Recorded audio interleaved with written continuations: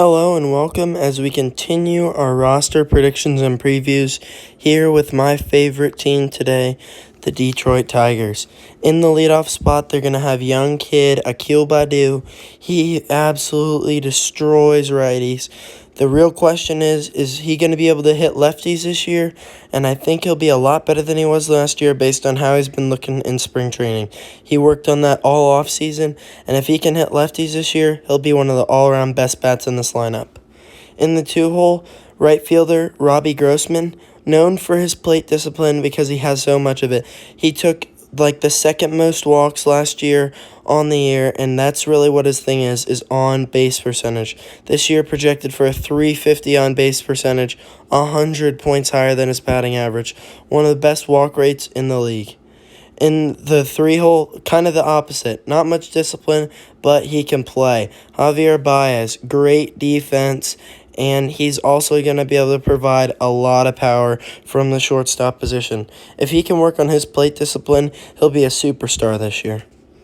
In the four-hole, cleanup hitter, Candelario, playing third base. Switch hitter, he's been Tiger of the Year 2 years in a row, and he is one of the most underrated bats in this league. He's an all-around solid bat that's going to be a pretty good four-hole for this team. In the five-hole, DH, Miguel Cabrera. Miguel Cabrera used to be an absolute superstar, and although he's aging, he can still hit, and he is really good with contact against lefties.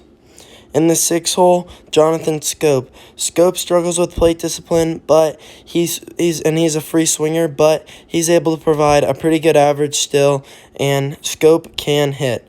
He's going to struggle a little bit defensively at second, but with his hitting, that you're not really worried about it.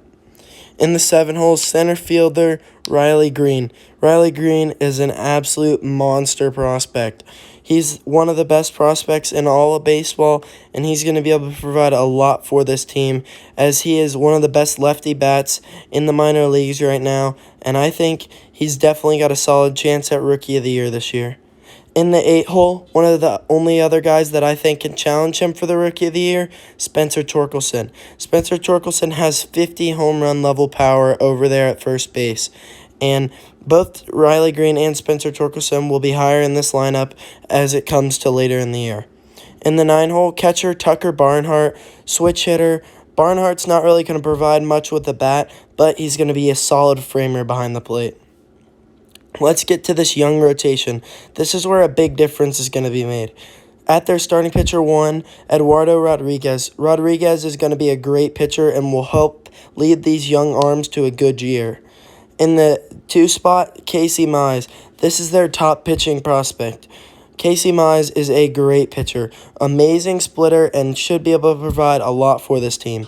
In the three-hole, a little bit of inconsistency with Tarek Skubal, as he's kind of a three-outcome pitcher. Either he walks the batter, strikes him out, or gives up a home run. If he can limit the home run problem, he'll be solid this year. In the four spot, Matt Manning. Matt Manning is kind of a struggling prospect, but give him another year, and I think he'll have a lot more time to develop. In the five spot, a league average pitcher, Michael Pineda, and Pineda should be able to be a great league average pitcher for this team and just provide league average arm.